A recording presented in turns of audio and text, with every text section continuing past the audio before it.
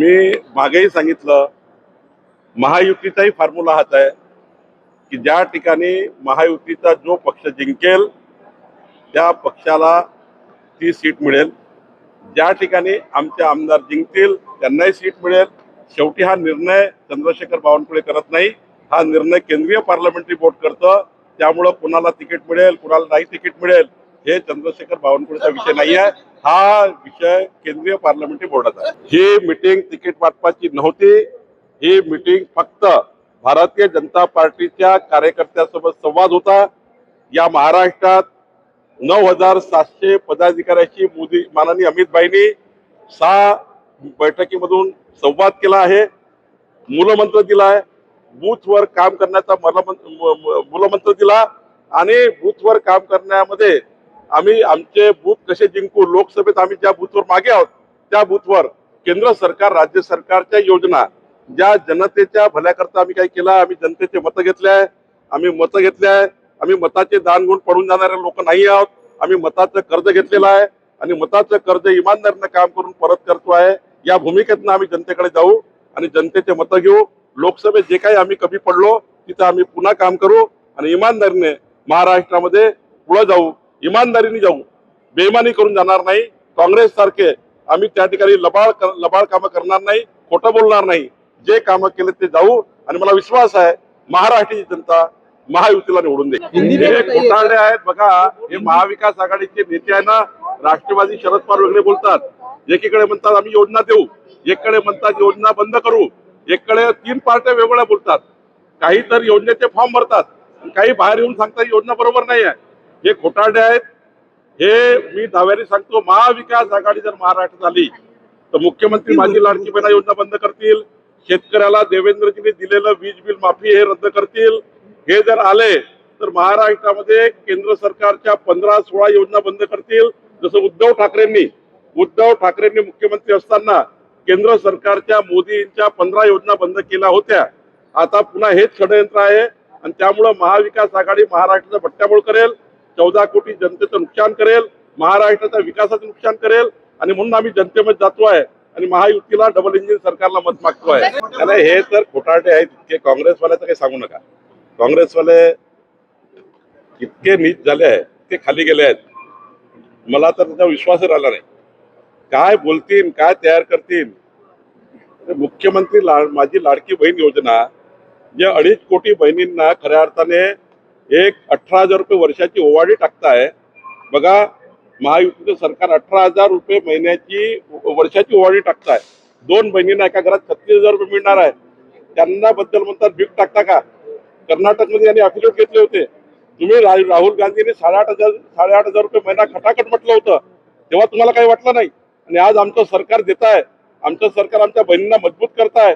त्यामुळं यांची आता जीवावर आली आहे, यांना निवडणुका हारतून दिसत आहे, त्यामुळे योजनेला बदनाम करताय। आणि एक काँग्रेसच्या नेत्याने अधिकृत भूमिका मांडली की महाराष्ट्रात काँग्रेसचं सरकार आलं तर आम्ही मुख्यमंत्री माझी लाडकी बहीण योजना बंद करू। यांना 45,000 कोटी रुपये मुख्यमंत्री माझी लाडकी बहिणीच्या थेट अकाउंटमध्ये घेतलेले नको आहेत, त्यांना 45,000 रुपये कोटी थांबवायचे आहेत आणि मग त्याच्यामधून भ्रष्टाचार करून 10% पैसे खायचे आहेत। हा त्यांचा मूळ उद्देश आहे आणि म्हणून मला असं वाटतं काँग्रेस पार्टी थेट योजनेला कधी विरोध करतं, कारण थेट पैसे जातात। किसान सन्मान योजनेचा विरोध करतील, पीक विमा योजनेचा विरोध करतील, मुख्यमंत्री माझी लाडली बहिणीचा विरोध करतील, कारण त्यांना पैसे खायला मिळत नाही।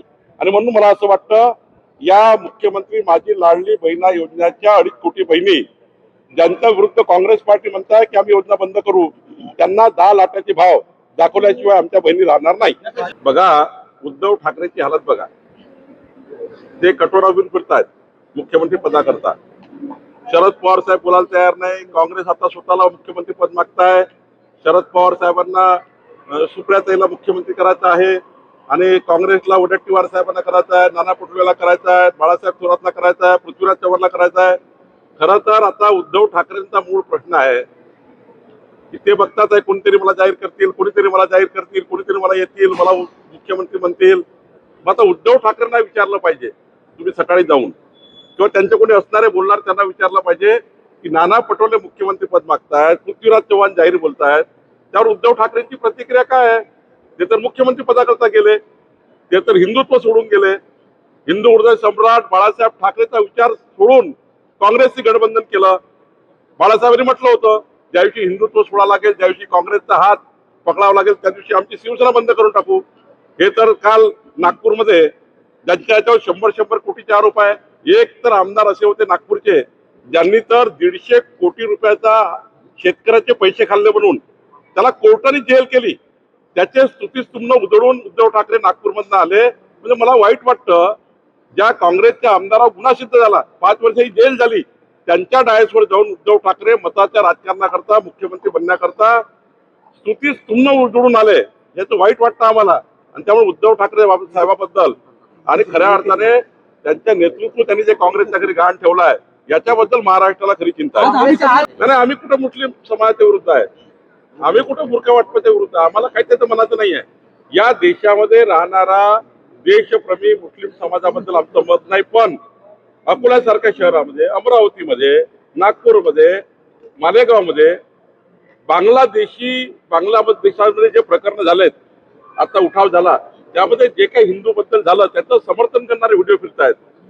याला काट डालेंगे, उसको काट डालेंगे, उसको देख लेंगे, असे व्हिडिओ काही लोक जाणीवपूर्वक आपल्या समाज विरोधी लोक टाकतायत. त्याच्याबद्दलचा मूळ प्रश्न आहे. आणि म्हणून आम्हाला त्या ठिकाणी लढावं लागत आहे की देशात राहून, महाराष्ट्रात राहून, महाराष्ट्राच्या हिंदू समाजाबद्दल, देशातल्या हिंदू समाजाबद्दल त्या ठिकाणी ज्या पद्धतीने मार काट पिटोचे व्हिडिओ तयार होतात त्याबद्दलचा आमचा प्रश्न आहे. स्थळाबद्दल, अशा संस्थानाबद्दल अशा पद्धतीने जर कुठे होत असेल तर मला वाटतं हे मोडून काढलं पाहिजे, संपून टाकलं. वंचितचे नेते सिद्धार्थ मोकळे असे म्हणतायत की उद्धव ठाकरेंना भेटण्यासाठी देवेंद्र फडणवीस 12 वाजता गेले होते, संजय राऊत वरिष्ठ नेत्यांना भेटलेले आहे. किती तथ्य?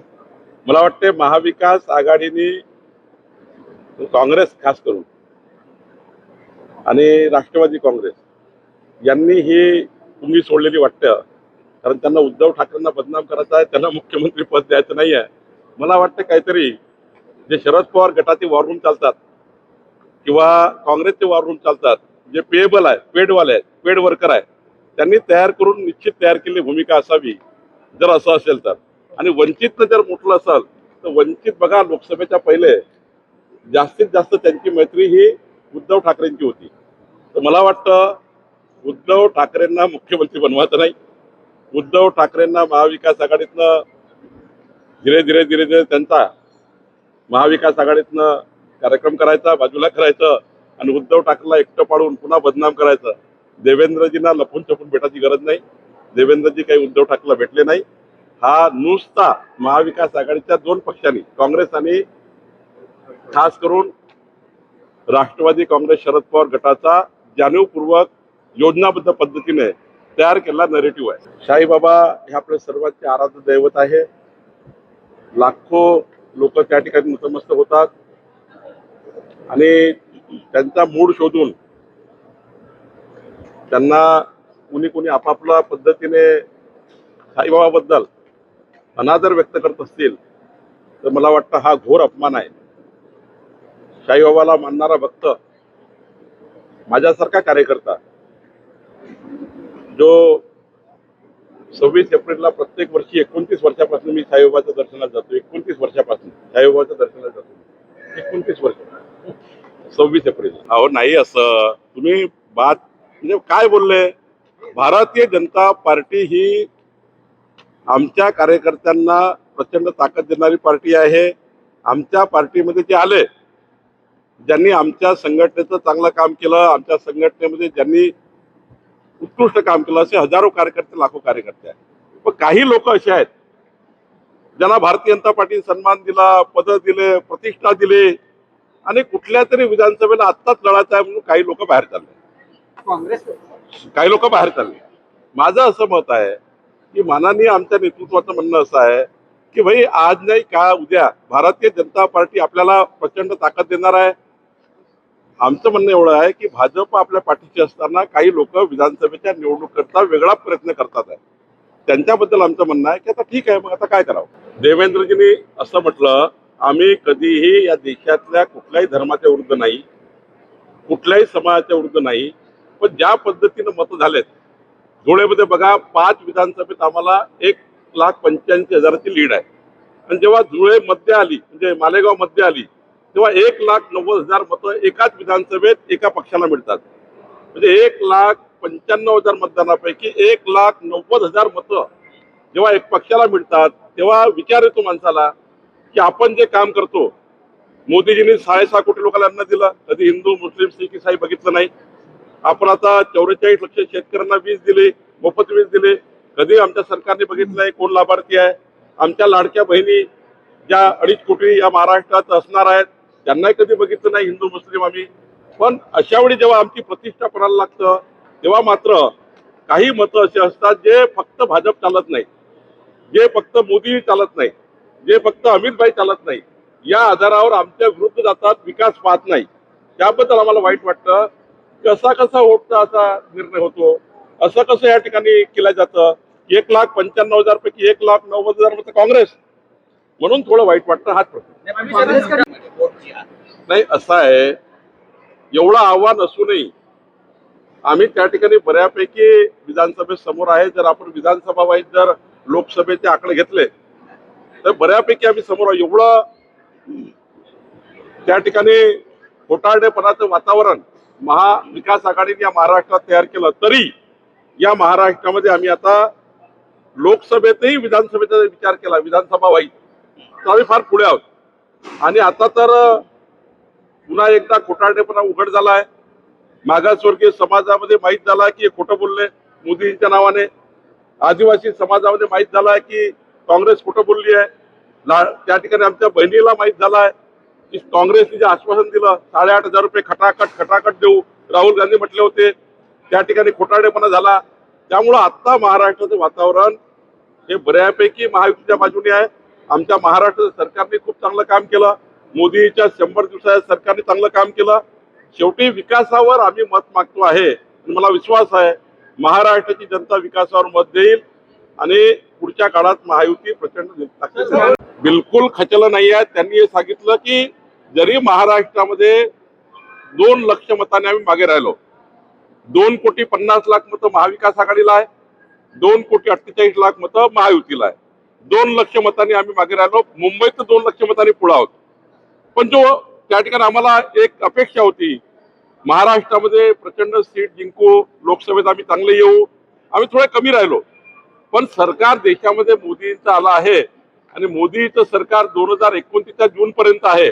त्यामुळे त्यांनी असं म्हटलं की 2029 जून पर्यंत देशामध्ये मोदींचं सरकार आहे तर प्रचंड ताकदीने पुन्हा कामाला लागा आणि पुन्हा या ठिकाणी या महाराष्ट्राला प्रचंड ताकद द्या, प्रचंड ऊर्जा पक्षामध्ये तयार करा आणि दोन्ही सरकारचे कामं घरोघरी पोहोचवा.